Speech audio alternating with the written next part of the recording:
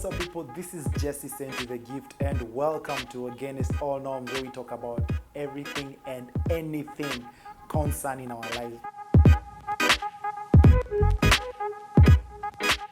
Manze, I'm so excited. I am back. It's been a while since I did a video, manze. It's actually like my last video iliko pale about December. I think it was about either Romans, summer Thanksgiving. Romans chapter 12. Thanksgiving, but God has been faithful. I nearly have to stop because that time nilikuwa na prepare for my wedding and also actually preparing for my final exam so that I graduate. But God has been faithful, manze. I'm married and I graduate.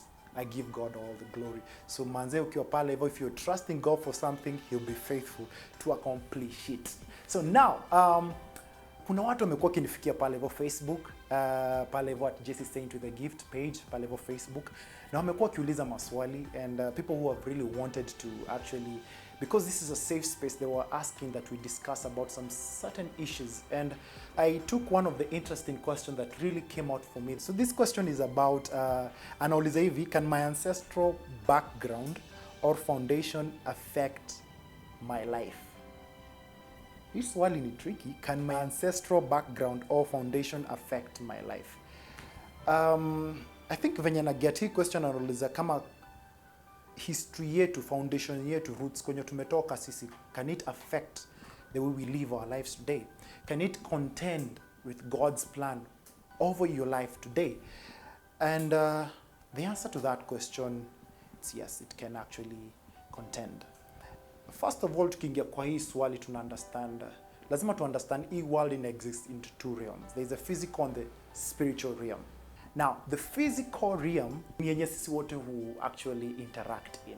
This is where my flesh can be seen, you know. This is where vitu physical that we can touch, tuna interact nazo.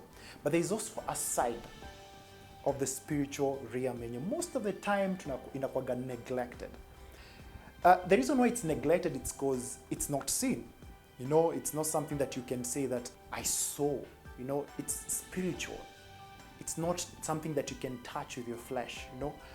But we have to understand that for something to manifest in the physical realm, manze, lazima first be on the spiritual realm. So today, the answer to this question is yes. The reason why I believe it's yes, it's because when you look at when your life iko different, both the physical and the spiritual realm, na to me understand, first of all, for something to manifest in the physical realm, it has first of all to have happened in the spiritual realm. So yes, tunaweza kuonaishi maisha without you understanding the grounds, ama the roots, ama the foundations where you come from, the things that were done even before you came into this world that actually affect things in the spiritual realm. And one interesting thing, it's the fact that most of the time hata tujui history yetu.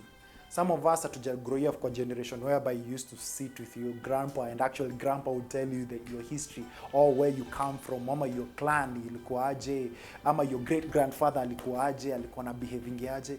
But sometimes when you listen to them, you will actually start noticing some things that your great grandfather somehow used to behave in a certain way. But somehow, it also appears in your current life. Either it's somebody in your family, you know, and we have to understand that there are some foundations that were introduced in our lives, even without us knowing. We came into this world clueless. Hatuko tunajua kama kuna kitu fulani ilikuwa imehappen. Now, some of the effects of this thing is sometimes unapata ziko against God's work over your life. Even when you're saved, you can actually be saved and you're trusting God to go to heaven, but somehow there is a gateway, there is like a small gateway somewhere which you have no idea about. Ilikuwa open before even you came into this world, but without understanding, because hauna discernment, to start seeing things differently, not just normally, venye tunaonanga vitu. You know, you start seeing that these things are happening are not a normal thing. It's something zilikuwa introduced somewhere. And our case study today is a man by the name Gideon. Gideon is a very interesting character in the Bible because this guy, in fact, if there is a person who God anamuita a man of valor, but physically ama venye alikuwa anaonekana, this guy was full of fear. Valor and fear don't go together, you know. But God was saying something in him. And it was an era whereby the children of Israel walikuwa nalidiwa na watu walikuwa wanaitwa judges. So sometimes the children of Israel would do so much evil, wange engage into adultery, and then God and allow enemies to come into their lives and want to destroy most of their things in their life. And they would cry out back to God. And God would raise a judge who would help them through and actually conquer their enemies, and God would restore them. So this character by the name Gideon appears. Now Gideon is a very interesting character because umse anaitwa man of valor. God anampata kwa place fulani yenye ni tricky sana. You know, kwa wale wasi wanajuanga ile kitu tunarushanga hivi maharagwe, ndio uweze kutoa the chaff yenye iko either to leaves, dry leaves, yeah. Hiyo kitu ifanyiangi ndani ya nyumba, hiyo kitu naifanyianga nje. Why? Because as you're throwing the air to blow out the chaff, right? As you also collect the stones. So this guy was doing this thing to it, and alikuwa naifanyia mahali kwa cave. So it tells you the level of fear that this guy, hata Kenya alikuwa nafanya, alikuwa naifanyia chini ya maji. But God calls him man of valor. And what is interesting to me is that God anamchoose kwa general to help the children of Israel to overcome the enemies that walikuwa na attack. But there's something God anadeal na yeye, anamwambia in Judges, anamwambia kuhusu kudestroy altars, kudestroy altar ya Baal first.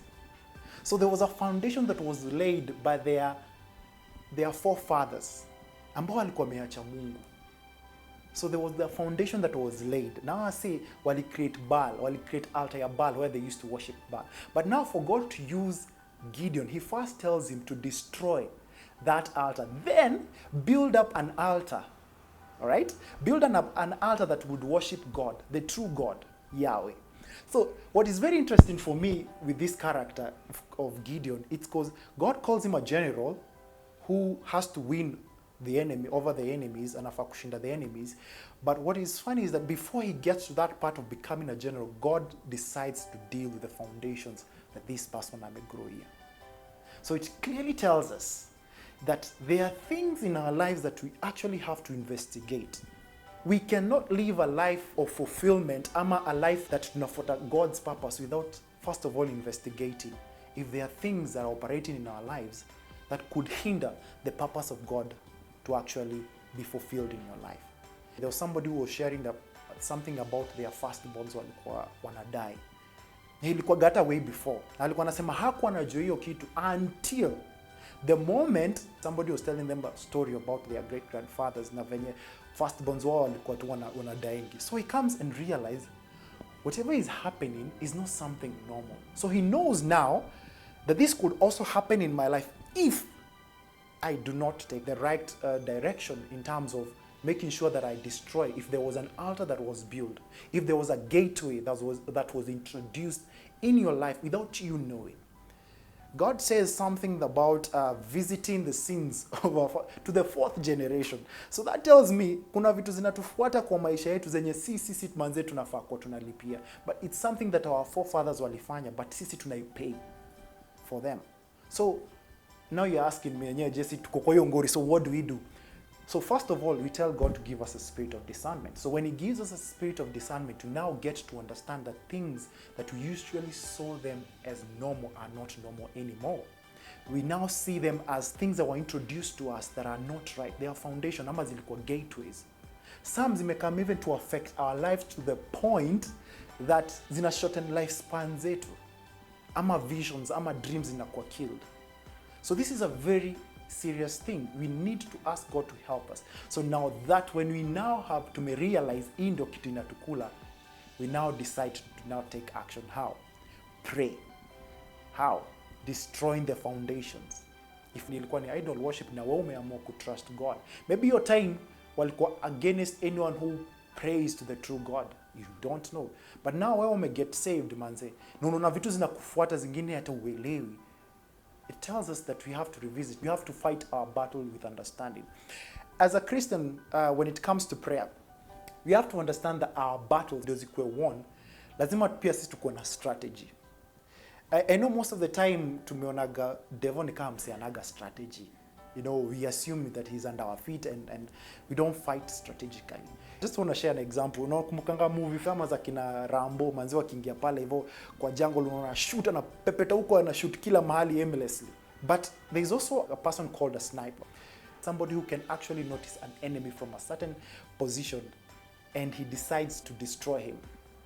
Now, if you do not know where this sniper is, manze ni noma, umse atakumaliza.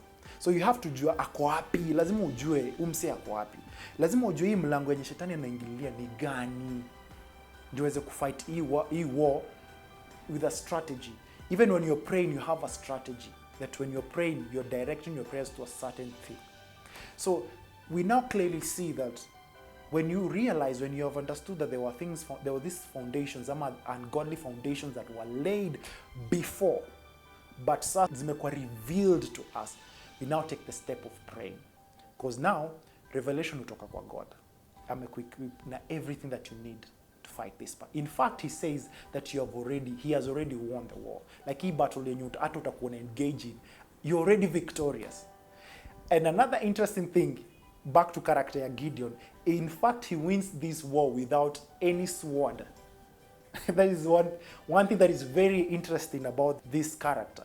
So it tells me, because he followed what God told him, akamwambia zile foundations, ile altar yenye ilikuwa raised yenye worship Baal pale, destroy that altar and raise an altar, my altar. And Gideon did that. And God established Gideon to the point that he actually won the battle and the children of Israel were restored. So that tells me, for us to live a life of fulfillment, hii question ni muhimu sana. Sometimes ni poa kurevisit. If your grandparent is still living, visit them. This is the reason why we have them in our lives. Ni poa kujua history, ni poa kujua kwenye tunatoka, so that to make life yetu ikue effective.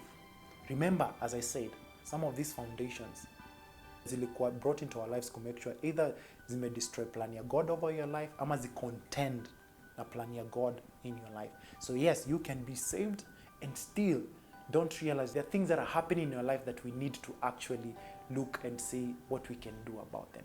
And one thing that God leo amekeep in my heart na ameniambia is that we need to come to the point whereby we realize that it's true, there could be ungodly foundations that were set in our lives, and we can go back to him and cry unto him and ask him to help us to know these foundations, to tuweze kudeal nazo, to move forward. This has been Jesse sent you the gift. Manze, I'm so excited. It's been amazing. Keep on sharing your question pale on Facebook, pale Jesse sent you the gift, and also pale Instagram, sent with the gift.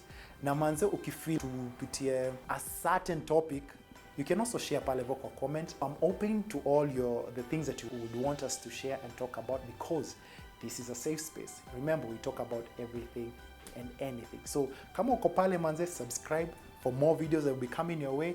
This has been Jesse sent you the gift. Peace out.